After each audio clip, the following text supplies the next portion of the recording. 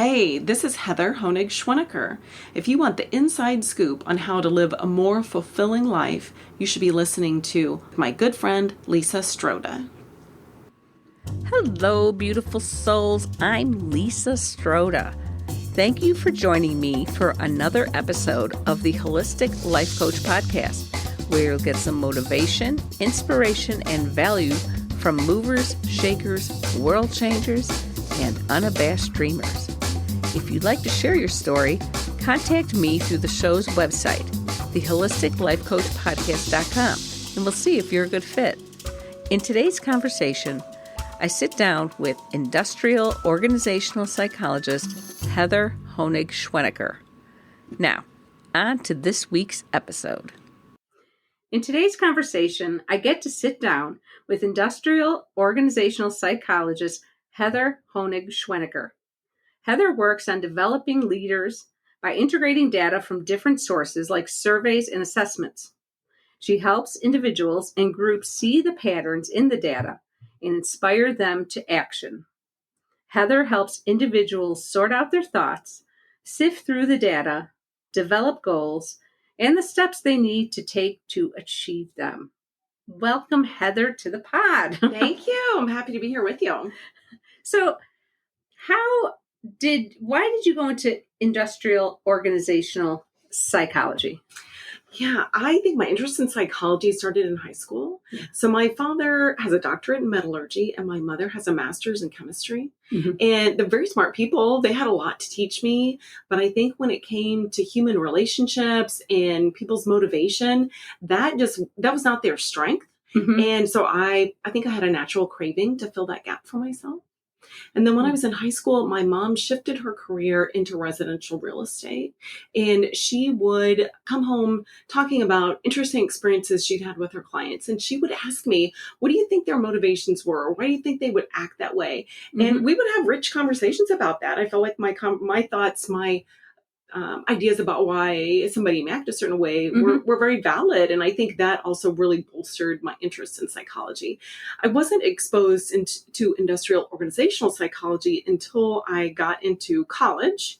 Mm-hmm. And so the industrial side is about applying science to selecting people for jobs, training them, measuring their performance. The organizational side is about topics like employee satisfaction, motivation, organizational behavior. And my professors knew me well. I'd had some internship experiences on the clinical psychology side. And I thought, I'm not sure this is quite right for me. And my professors said, we think you really like the industrial side. So explored a bit more and then applied to graduate school and kept learning more about it. Oh, neat. Now, I used to work for a company that did psychological testing. So that's what I wanted to ask you about. What type of test do you use to measure? And is it like a battery of tests? I know we used to call them batteries, and we had a mechanical battery and like a executive battery and sales one that they would only give the sales department. So certainly with employment, there are a lot of different assessments available. Mm-hmm. So at one time, I worked for a provider of workplace assessments that were around things like math aptitude, reading, finding information on graphics. And so I think it really just depends on the nature of the project and what the client is needing. Mm-hmm. And so just for your audience, because sometimes people think psychology and they really think therapy. Their first thought is, okay, she's a therapist in the workplace. And I don't provide healthcare. My coaching with them really stops short of any kind of healthcare. And so assessments could be around leadership skills, could be around leadership styles and behavior, personality, and some other things that people can, with some self-awareness, can choose some adjustments to their behavior that will help them to be more effective. Oh, that is interesting. Yeah, that's really interesting. You worked for your previous employer for a number of years, and what were you responsible for? What did you enjoy the most? Yeah. So I worked in human resources and I was focused on employee development. Most of my time was focused on leadership development. And I also spent a couple of years in employee engagement. And so that's really about helping employees at all levels to understand and adopt behaviors that foster engagement. And that included gathering employee sentiments using surveys and providing that data to stakeholders. What did I enjoy most? What I enjoyed most is helping people to achieve their goals. And so this might be a skill that someone wants to learn. It might be that they want to have a successful experience. They may want to get to a new job. Maybe they want to lead a team to success. And so really helping people find those goals and then achieve them is where I got a lot of pleasure. So your job came to an end near the end of 2020. Yeah. So which happened to be a few months into the pandemic. Yeah. Yeah. And so how did you deal with that? There were some changes. They no longer had a position for me. And I felt sadness. I certainly did. There were several things that I engaged in just to kind of keep things moving forward. And so I think career-wise, I needed to feel like I had some control over my near-term future. I hadn't interviewed for a job in 20 years, and a lot has changed about job seeking, interviewing, how you get your resume out there. And so I started by working with a career coach to update my resume and create my LinkedIn profile. I hadn't even been on LinkedIn prior to that. And so that's been a great tool for learning which of my skills are in demand, learning about employers. There's all kinds of new employers available, and certainly meeting people. Because I feel like the more I meet people, even if I have no specific purpose, just enjoy getting to know them. You never know what door may open. Exactly. Yeah. So meanwhile, at home, I did a lot of cleaning. I cleaned out kitchen cabinets. I went through parts of the basement, went through closets, and there was something very therapeutic about that. You did a complete purge. It's the perfect word. And I know that Hillary Clinton said after she lost the presidential election that was how she coped initially, was she cleaned out closets. And so it's a good use of time. It needed to be done, and there was something about it that just felt good. It's kind of like therapeutic would be absolutely the word, that because I think you're physically cleaning things and which will get your mind into let's clean, let's go through these other things. What else? What else in my life? Do I need to clean out or get rid of? Just take out of my life. They're not bad things. They might be great for someone else, but I don't need them anymore. So, I also tried new recipes. I discovered that I like baking quick breads. After a few weeks of a lot of cooking, my husband has asked me to pull back. He said, I'm going to have trouble getting my clothes to fit if you keep cooking like this. See, that's so good. Okay. When you say he asked me to pull back, I'm thinking, well, it's either this didn't turn out the way she planned, but that's. I'm half Italian, so that's great. That when someone's like, my pants aren't fitting, that means I did good. You like my food. I was overfeeding him. A little too many sweets. Of course, my daughter thought it was great. She's like, whoa, mom's making all this stuff, and there's convenient things to warm up after people had leftovers left behind. So she loved it. But he asked me just to pace it a little bit more so that he wasn't so tempted about things. Another thing that really helped was that I had the support of my husband going through all of this, and that we were in a good place financially. And so I realized that someone else having an experience where their job comes to an end, if they're not in a good place financially, they may not be able, or they don't have stability in other aspects of their life. They may not be able to enjoy some of the exploration that I've had. I'm really glad that over the years we listened to advice to live within our means and save an emergency fund. And I know we all think we're never going to need it, but things happen. And both my husband and I, our fathers experienced job loss before we got out of high school, or before I got out of college. And so we just knew that even when things seem rosy, you need to put a few dollars aside because clearly we've all had a year plus of things happening that we hadn't anticipated, and we had to adapt. So that stability in my life before my job ended provided a safe place so that I could explore for future career options, grow and nurture my network, and try new things like doing this podcast with you. Yeah. Yeah. And, I've heard so many stories about preparing for, an unexpected event, or someone told me that, I wish I had disability insurance.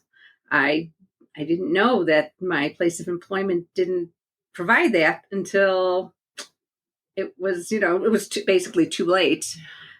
So yeah, that's really important to do, and to have, and to live within your means. And because, who would have guessed a pandemic? Well, we had the direct show. Oh my goodness. We had that. We had the pandemic. You wouldn't. I think if we looked in a crystal ball in 2019, this, if someone told us this was going to happen, we would have just thought they were nuts. That's not going to happen.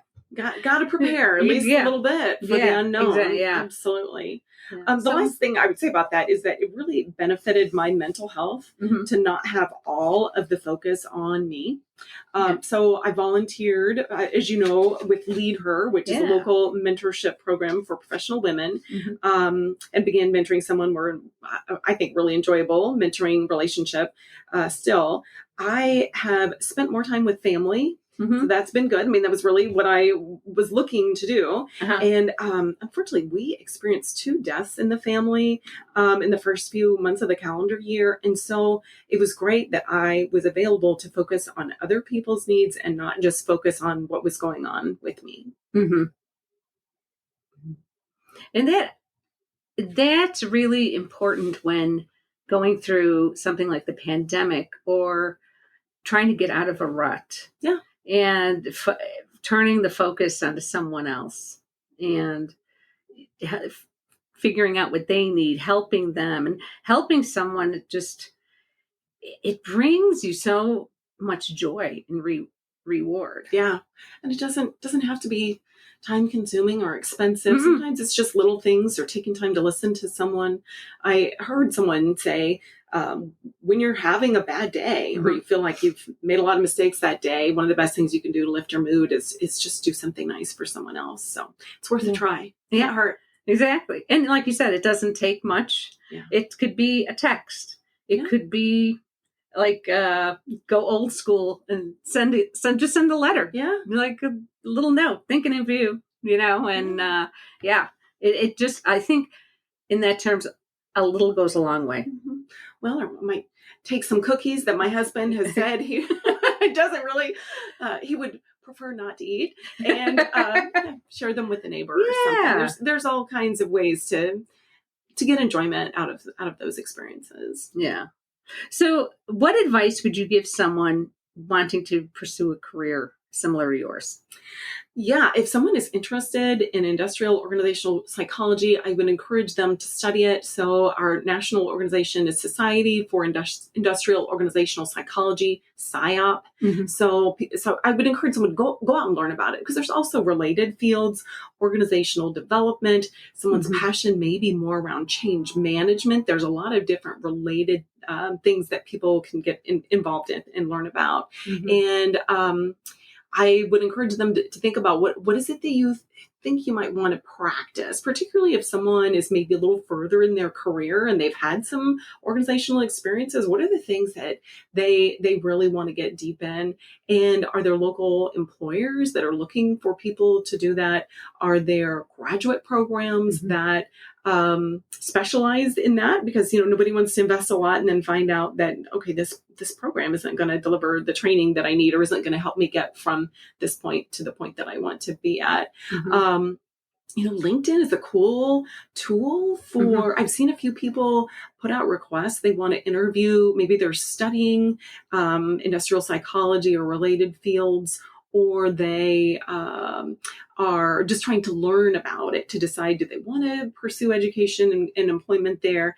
And I think people will be happy to share with someone else, what were their experiences? How did they get to that point in their career? What would they do differently? Yeah. And my goodness, just sometimes you just got to jump in with both feet and see what it's like and see where life takes you next. Yeah.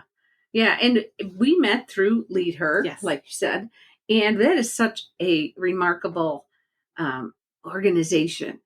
And it mentors women mentoring women. Yes.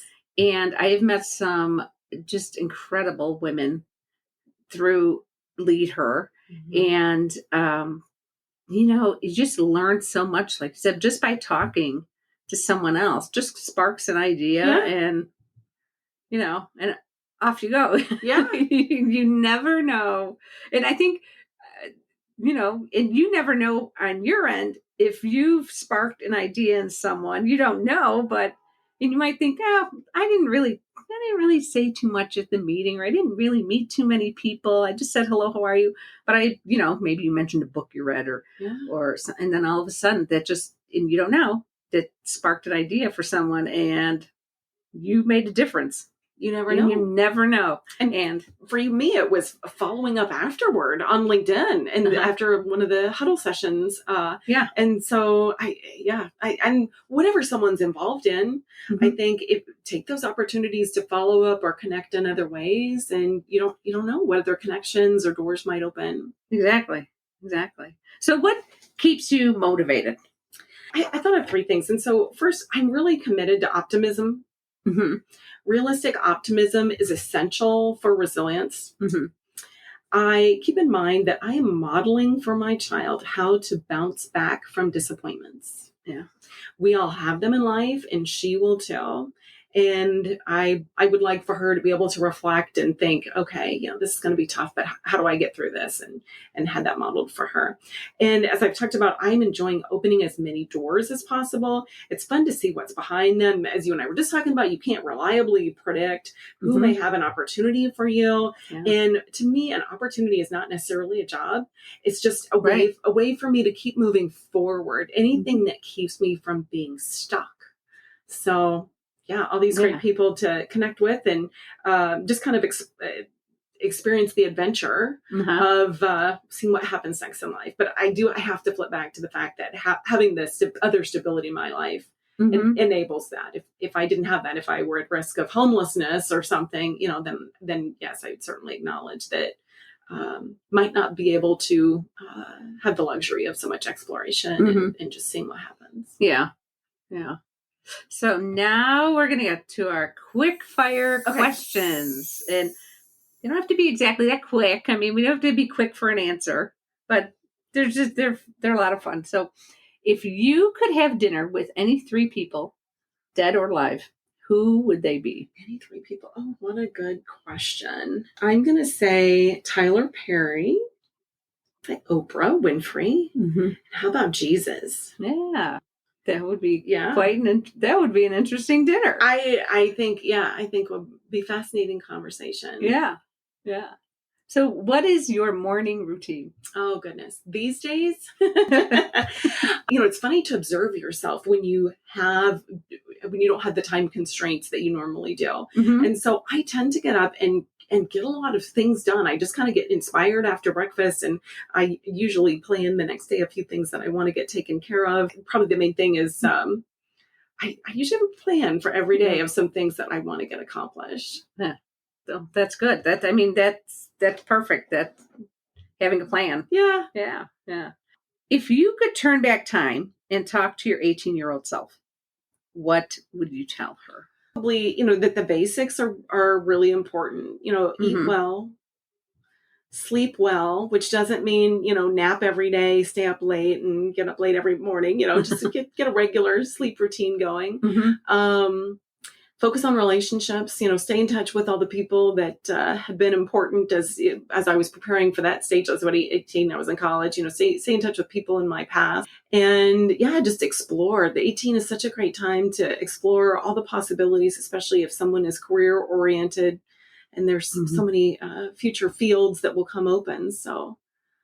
And the last one is, if heaven exists, I believe it does, but what would you like to hear God say to you when you arrive at the pearly gates? Oh, what a great question. I would love to hear God tell me that I ran the race well. I don't know that he will. Yeah. Gosh, maybe just a big hug and you're forgiven. Beautiful. Yeah. Beautiful. That just gets my heartstrings right now. You got me. Yeah, I know, listeners, you can't see me, but I have tears in my eyes. We both do. Yeah. What great questions. So, where can people find you if they want to know more about leadership development, talent management? I know you said you are on LinkedIn. I am on LinkedIn. Yeah. So they can find me under Heather H. Schwenneker on LinkedIn. And that's probably the easiest way. Mm-hmm. So. Okay. And Schwenneker is SCH. Oh, yeah. WENNEKER. Yes. Hey. Yeah. Perfect. Well, you have a long last name. I have a short one, but it starts with 4 consonants, so it gets butchered all the time. That's all right. I'm used to it. People put extra letters in there, leave some out. At least they don't confuse me with other people too often. Yeah. So it's not too bad. There are other Heather Schwennekers actually on LinkedIn. So. But yeah, I'm the Heather H. Schwenneker in Davenport, Iowa. So I think they'll be able to find me. Yeah. Yeah. And all of Heather's contact information will be in the show notes and also on our Facebook page. There will be a link to the show notes. So thank you, Heather, for joining us today. I enjoyed this. If you're hearing this message, you've listened to our new episode all the way through. And for that, I thank you from the bottom of my heart. You can find Heather's contact information in the show notes at theholisticlifecoachpodcast.com. If you enjoyed this episode and you'd like to help support the podcast, please share it with others, post about it on social media, or leave a rating and review at Apple Podcasts or Spotify, and subscribe so you don't miss a single episode. To catch all the latest from me, you can follow me on Instagram at The Holistic Life Coach Podcast and at The Holistic Life Coach Podcast on Facebook. Thanks again. Until next time, beautiful souls.